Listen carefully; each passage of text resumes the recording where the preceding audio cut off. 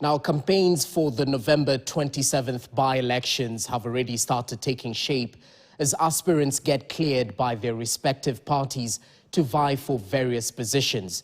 UDA party finalized party primaries on Saturday. However, Mbeere North constituency seems to be the center of a political battle between the Kenya Kwanza administration and the united opposition, given that it is in the Mount Kenya region where political stakes remain high. And as our senior political affairs reporter Chris Thyro details, whichever party wins in Mbeere North constituency might end up with a major sway as to how the Mount Kenya region votes in the 2027 general election.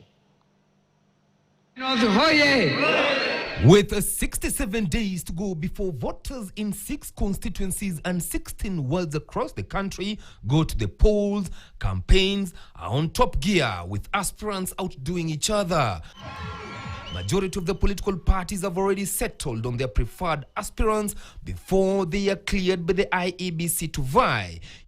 UDA party finalized their party primaries on Saturday evening.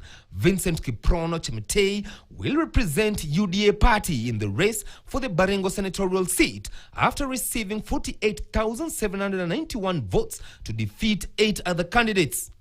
Former West Kabras member of the County Assembly and Kakamega County Minority Leader David Ndakwa won the UDA ticket for the Malava parliamentary seat after garnering 8,756 votes to defeat his closest opponent, Ryan Malulu Njendi, who garnered 6,262 votes.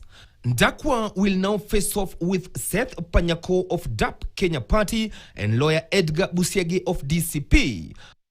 However, in Mount Kenya region, focus will be on Mbeere North constituency as the Kenya Kwanza administration face off with the united opposition. Already, there are 3 front-runners for the seat: DP aspirant Newton Karaoke, UDA aspirant Leonard Mudhende, and Chama cha Kazi aspirant Duncan Mbui. Mbeere Mbui is like Meru, actually. It's the clan weighs very heavily, depending on the size of those clans. Yeah? So that may transcend the party loyalties. The clan may be bigger, the loyalty to the clan may be bigger than the loyalty to the party. Now, in the event that happens, then it's clever to look for a candidate from the bigger clan. Of interest is that Embu Governor Cecily Mbarire, who also happens to be the chairperson of UDA party, has not been seen on the ground campaigning, leaving the task to Public Service CS Geoffrey Rocco.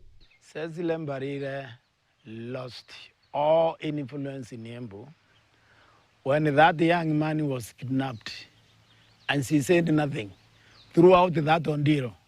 That mzee and the father used to come to cry all the way to Nairobi.